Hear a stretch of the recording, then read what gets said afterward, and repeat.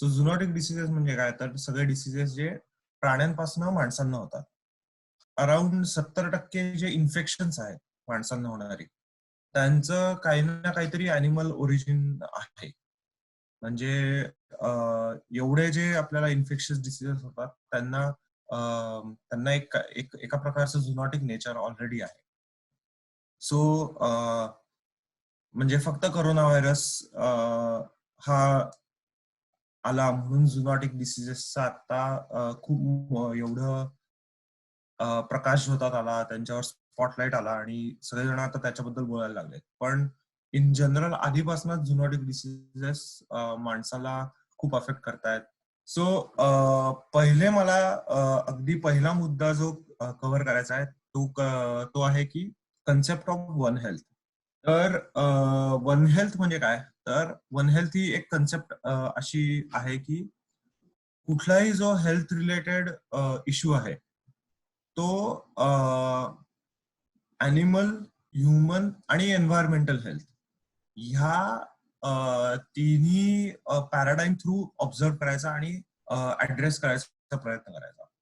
So आता it is very obvious in terms of corona virus. आता तुम्हाला लक्षात आलं असेल की करोना व्हायरस मध्ये first it was it's not really a health issue for bats, but it's it's an infection that comes from bats. So bats ची population healthy असणं, आपण ह्याच्याकडे येऊच काहीच वेळात. बॅट्सची पॉप्युलेशन हेल्दी असणं हे खूप गरजेचं आहे, सो दॅट अशा प्रकारचे डिसीज आउटब्रेक्स होत नाहीत. So zoonotic diseases definitely one हेल्थच्या पॅराडाईम मध्ये बसतात. बाकीची वन हेल्थची कन्सेप्ट कशी आली, तर खूप वेगळ्या प्रकारचे विषय वन हेल्थ मध्ये येतात. ऑफकोर्स फूड सेफ्टी, जर आपण खाणारे अॅनिमल्स जर हेल्दी असतील तरच आपल्याला it is healthier for us to eat them. Especially आणि झुनॉटिक डिसीजेस बद्दल बोलताना एक खूप महत्वाचं आहे की आपल्याला चुकीचा मेसेज पण नाही द्यायचा आहे की म्हणजे तुम्हाला पण लक्षात आलं असेल की जेव्हा करोना व्हायरसचा पहिल्यांदा आउटब्रेक म्हणजे झाला, तेव्हा सगळेजण बॅट्सला डिस्ट्रॉय करा वगैरे अशा पद्धतीचे सेंटिमेंट्स यायला लागले. फर्स्ट ऑफ ऑल आपल्याला बायोडायव्हर्सिटीच्या दृष्टिकोनातनं हे असं काही स्पीसीज डिस्ट्रक्शन हे तर बरोबर नाहीच आहे. पण असं बऱ्याच स्टडीज मधनं लक्षात आलंय की ऍक्च्युली जेव्हा आपण डायव्हर्सिटी कमी करतो तेव्हा ऍक्च्युली झुनॉटिक डिसिजेसचा ट्रान्समिशन रेट पण वाढतो. सो म्हणजे ऍक्च्युली हेल्दी आणि डायव्हर्स इकोसिस्टीम ठेवणं हे ऍक्च्युली आपल्यासाठी जास्त फायदेशीर आहे, even in terms of our health. आता मी तुम्हाला सांगितलं की वन हेल्थ मध्ये बऱ्याच गोष्टी आहेत आणि त्यातलं खूप ऑब्वियस गोष्ट अशी आहे की झुनॉटिक डिसिजेस. कारण का झुनॉटिक डिसिजेस हे डायरेक्टली प्राण्यांपासून माणसांना होणारे इन्फेक्शियस डिसिजेस आहेत. आणि आता तुम्हाला बऱ्याच जणांना माहिती असेल की zoonotic diseases can be any type of pathogen. म्हणजे viruses can be zoonotic, of course corona virus आहे, रेबीज आहे, bacteria can be zoonotic, parasite. For example बरेचसे असे पॅरासाइट्स आहेत. तुम्हाला सिस्टोसर्कोसिस म्हणून एक पॅरासाइट आहे, त्याची खूप इंटरेस्टिंग गोष्ट आहे. तो बेसिकली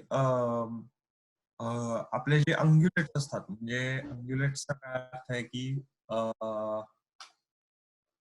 म्हणजे स्मॉल रुमिनंट्स, शीप, गोट किंवा डिअर स्पीसीज ह्यांच्यामध्ये हे असतात सिस्टोसर्कोसिस. आणि हे ऍक्च्युली त्यांच्या मसल्स मध्ये असे सिस्ट करून राहतात. ओके. आणि जर आपण आता स्मॉल अॅनिमल्स म्हणजे मीठ खाणार असू तर लोकांना ते त्याच्या थ्रू, म्हणजे जेव्हा ते अनकुक्ड मीट खातात किंवा इन्फेक्टेड मीट खातात विथ दोस टायनी सिस्ट, तेव्हा ते माणसांमध्ये येतात. आणि मग माणसांमध्ये आल्यावर मग ते न्यूरोलॉजिकल सायन्स वगैरे करतात. सो वेगवेगळ्या प्रकारचे पॅरासाइट सुद्धा हे झुनॉटिक असतात. इव्हन फंगल इन्फेक्शन्स जे प्राण्यांना होतात त्यांच्या स्किन्सवर होतात ते माणसांना होऊ शकतात जर आपण त्या प्राण्यांच्या खूप जवळ असू तर. काही झुनॉटिक डिसीजेस असे असतात की जे माणसाला होण्यासाठी अॅनिमल कॉन्टॅक्ट हा खूप गरजेचा असतो. म्हणजे काय की अॅनिमल कडनंच तो डायरेक्ट माणसांना होतो. फॉर एक्झाम्पल रेबीज खूप क्लासिक एक्झाम्पल आहे. माणसाला जर रेबीज इन्फेक्शन व्हायचं असेल तर भारतामध्ये कुत्रा चावणं हे खूप गरजेचं आहे. त्याच्याशिवाय माणसापर्यंत रेबीज येणार नाही. सो एकदा म्हणजे एका माणसाला जर इन्फेक्ट करायचं असेल तर एक कुत्र त्याला चावणं गरजेचं आहे. मग दुसऱ्या माणसाला परत रेबीज जर होणं गरजेचं असेल तर again there has to be a bite, dog bite. So every time there is a case, there is an animal contact. So it is a direct spillover from animals to humans. But many a times there are diseases that will just spill over to humans once from animals, and then there will be human to human transmission. Like in the case of coronavirus, की आता काय झालं म्हणजे I think there was one spill over event. So spill over event म्हणजे काय की जेव्हा an event that basically characterizes transmission from animal to humans. So corona virus म्हणजे एस्पेशली आता हा सार्स कोरोना व्हायरस 2 आहे त्याच्याबद्दल असं म्हणतात की probably there must be a person or few people जे त्या वुहान मार्केटमध्ये आयदर आलेले किंवा तिथं they were involved in some kind of animal trade which is related to bats. आणि तिथे एक किंवा दोन लोकांना बॅट्स कडनं हा व्हायरस ट्रान्समिट झाला. आणि एकदा ट्रान्समिट झाल्यानंतर दे बिकम इन्फेक्टेड आणि they started transmitting to other people around. So probably first spillover event झाल्यानंतर there was no further spillover events for the disease transmission to occur. So तुम्हाला आता हे म्हणजे काइंड ऑफ एक्स्ट्रीम कळेल, पण मी म्हणजे हे काइंड ऑफ दोन एक्स्ट्रीम सांगितले की एकदा झालं की एकदा स्पिलओव्हर झाला की बस, किंवा दरवेळेला स्पिलओव्हर लागतोच. पण दिस इज अ बिग स्पेक्ट्रम. ह्याच्यामधले जे सगळे आहेत, सगळ्या प्रकारचे ट्रान्समिशन्स आहेत ते सुद्धा आपल्याला सापडतात. पण म्हणजे मी तुम्हाला हे जे कंटिन्युअम सांगत होतो त्याच्यामध्ये खूप इंटरेस्टिंग एक्झाम्पल आहे एबोला व्हायरसचं. सो आता एबोला व्हायरस कसा आहे की तो ह्युमन टू ह्युमन ट्रान्समिट होतो, पण it is not as well adapted or it doesn't show characteristics in such a way that it can keep transmitting between people. So म्हणजे especially forget about the very recent outbreaks of Ebola virus. पण earlier जेव्हा Ebola virus पण खूप आपल्याला Ebola virus माहिती आहे around 30-40 years we know the virus. Basically it has been discovered for quite a while. Because आधी त्याचे खूप टायनी आउटब्रेक्स व्हायचे. आणि टायनी आउटब्रेक्स म्हणजे काय तर there will be a spill over event either from duikers. So duikers are basically आफ्रिकेतले एक स्पेसिफिक प्रकारचे डिअर स्पीसीज आहेत, परत अंग्युलेट्स आहेत. किंवा स्पिलओव्हर इव्हेंट व्हायचा फ्रॉम तिथले प्रायमेट्स. आणि ऍक्च्युली इट इज अज्युम की एबोला व्हायरस हा बॅट्स मध्येच सर्क्युलेट होतो, पण बॅट्स वरनं ह्या इंटरमिजिएट होस्ट मध्ये ह्याचा स्पिलओव्हर होतो, जिथं तो खूप काइंड ऑफ अँप्लिफाय होतो. आणि अँप्लिफाय झाल्यानंतर ह्यांच्या थ्रू हा माणसांना होतो. सो आधी असं व्हायचं की एकदा स्पिलओव्हर इव्हेंट झाला आयदर प्रायमेट्स किंवा या अंग्युलेट स्पीसीज कडनं, की there would be 2 or 3 cycles of transmission for between humans, की there will be a short chain of infections, आणि मग the infection would die off automatically, either because there are no human who are getting in touch with or getting contacted by that infected person, or it would just naturally die off. So earlier in its emergence, Ebola virus खूप tiny outbreaks व्हायचे, not like a coronavirus where it will keep on infecting people. So Ebola virus to again start an outbreak or again start infecting people, it had to again spill over. So it is not a complete, म्हणजे त्या spectrum मध्ये it was somewhere in between. Now probably it has moved little bit further towards coronavirus, because now the outbreaks are more human to human in case of coronavirus. Then transmission मध्ये झुनॉटिक डिसीजच्या transmission मध्ये actually वेक्टर्सचा पण खूप मोठा हात आहे. So vectors म्हणजे mosquitoes or ticks जे diseases transmit करू शकतात by biting people and biting animals. So त्याचा अनदर ग्रेट एक्झाम्पल आहे आता 4-5 वर्षापूर्वी झिका व्हायरसचा आउटब्रेक झालेला साऊथ अमेरिकेमध्ये. सो अगेन झिका व्हायरस हा प्रायमेट्सचा एक व्हायरस आहे, आणि तो ज्या व्हायरल जीनस मध्ये सापडतो, तर तो म्हणजे बेसिकली प्रायमेट्स वरनं माणसांमध्ये झालेला आहे. पण हे सगळे जे म्हणजे फ्लेव्ही व्हायरस हा जो ग्रुप आहे, हे सगळे मस्किटो बॉर्न किंवा टिक बॉर्न व्हायरसेस आहेत. सो त्यांना ह्युमन्सला ट्रान्समिट होण्यासाठी एखाद्या मस्किटो व्हेक्टरची खूप गरज असते. So for that spillover to occur, there has to be a mosquito species that will bite, let's say, primates as well as that will bite humans. So हे खूप गरजेचं आहे for the spillover to occur. So अशा खूप वेगवेगळ्या प्रकारचे स्पिलओव्हरचे किंवा झुनॉटिक डिसीजेसचे प्रकार आहेत. आणि there is of course a type where actually the transmission occurs the other ways, की from humans to animals, the zoonotic disease transmission will occur. So त्याचे खूप इंटरेस्टिंग एक्झाम्पल्स असे आहेत की काही ट्युबरक्युलोसिसचे स्ट्रेन्स आहेत जे ऍक्च्युली माणसांकडनं प्राण्यांमध्ये गेलेले आहेत. खूप कमी एक्झाम्पल्स आहेत पण आहेत म्हणजे. आणि म्हणजे आता इंटरेस्टिंग असं चालू आहे की करोना व्हायरस जेव्हा आता माणसांमध्ये आलेला आहे आणि आता माणसांमध्ये एस्टॅब्लिश झालेला आहे, तर खूप रेअर असे प्रायमेट स्पीसीज आहेत जे आफ्रिकेमध्ये सापडतात. तर आता आणि खूप लोक टुरिझमसाठी त्यांना बघायला जातात, त्यांना फोटो काढत जातात वगैरे. तर लोकांना आता अशी भीती आहे की माणसं तिथे जात आहेत तर माणसांमुळे त्या रेअर स्पीसीजला हा करोना व्हायरस होईल. आणि ऑलरेडी व्हेरी फ्यू म्हणजे अगदी थाउजंड्स मध्ये असलेले हे प्राणी जर त्यांच्यामध्ये आउटब्रेक झाला तर it can be disastrous for them. So म्हणजे हा पण एक आस्पेक्ट आहे. Interesting zoonotic disease, bacterial zoonotic disease सांगायचं झालं तर ब्रुसेलोसिस म्हणून एक बॅक्टेरियल इन्फेक्शन आहे जे मोस्टली गायींना होतं, गायी आणि म्हशींना होतं. तर ऑफकोर्स जे शेतकरी गायी म्हशींबरोबर खूप राहतात किंवा जे वेटरनरी डॉक्टर्स त्यांच्याबरोबर काम करतात, त्यांना हा रोग व्हायची खूप शक्यता असते.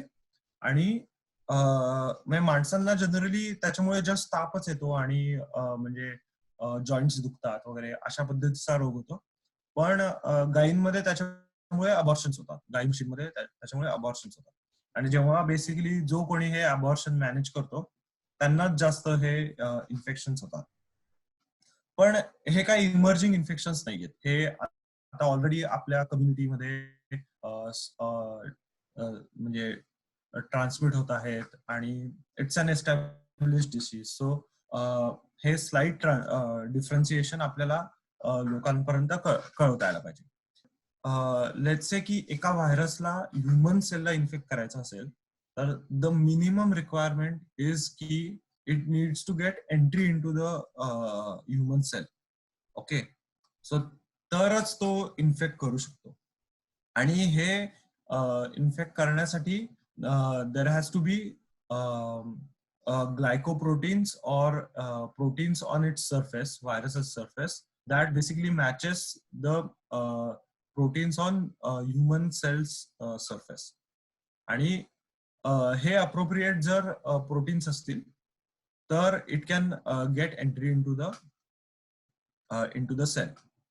तर आता लेट्स से इमॅजिन करा की there is a virus that is circulating in bat population and it is very well adapted for transmitting or infecting bats.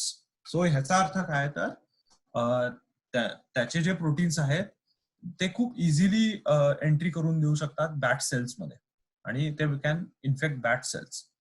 पण for humans to for that jump to occur from bats to humans,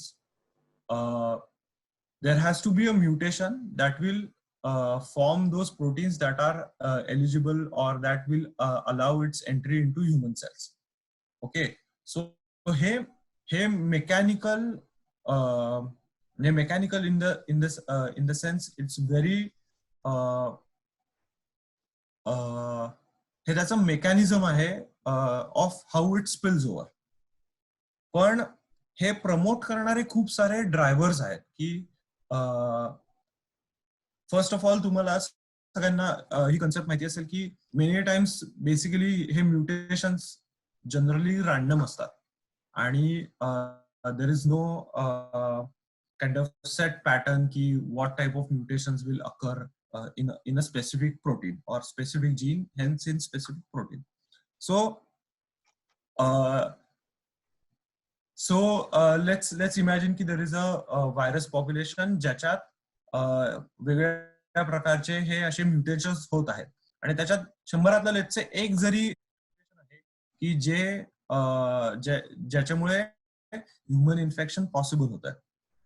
तर आता काय होतंय की हे mutations they have been happening for years and years, but why the emergence of a specific pathogen is happening right now is because now we are interacting with animals a lot in one way or the other. There is so much of contact between people and animals that we have never contacted before. We have never probably exploited their population. So for example, let's take a simple example of Ebola virus. Okay, so Ebola व्हायरसचं transmission कसं आहे की bats मध्ये असतात, bats मधनं ते प्रायमेट्स मध्ये येतात आणि हे प्रायमेट्स ऍक्च्युली 60s 70s मध्ये आफ्रिकन पॉप्युलेशन खूप हंट करायला लागली.